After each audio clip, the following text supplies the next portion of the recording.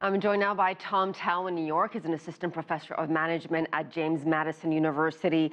Tom, based on the report we just saw, it sure sounds like China has made great improvements in its public bathrooms. How much, in your opinion, to what extent has that improvement been since President Xi Jinping announced a toilet revolution back in 2015? Well, absolutely. There has been a big jump in the quality of these public restrooms.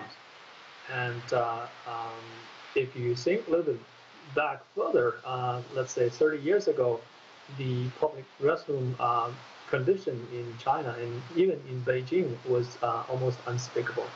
And in the past 6 years or so, it has really seen a very new faces, and also as we have heard, a lot of new technologies such as big data and AI has been added into this area, and we surely have seen some big progresses. Why was this so important to President Xi Jinping that he felt like this was a project China had to undertake? Was it mostly geared at improving China's image or its own population, or was it mostly for tourists? Well, I think it's a combination of all these things together. As a nation that's really modernized, and actually the public restroom is one of the major indicators of that modernization of the civilization. And like Westerners, Chinese people really like to have higher living standard too. And so a public restroom is a key indicator of that.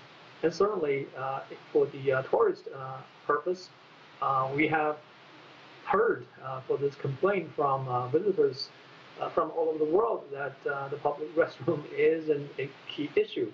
And even my son, who is born in U.S., and when he visits back to China, one of the major complaints is public restroom.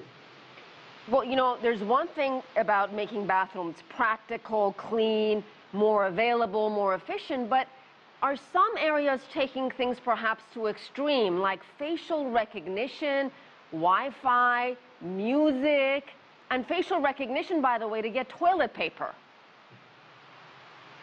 Well, innovation has been added to these different areas, and this could be one of the things that you can say that is overdone a little bit, but you never know, and innovations or new technologies always find a way to get into our lives.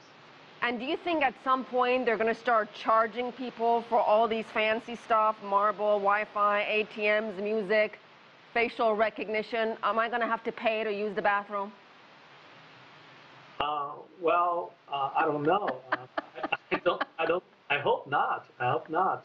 And this will be become one of the amenities that we can enjoy in some of the major tourist spots in China. Tom Tao, cleaner bathrooms, more available ones, always a good thing. Thank you so much.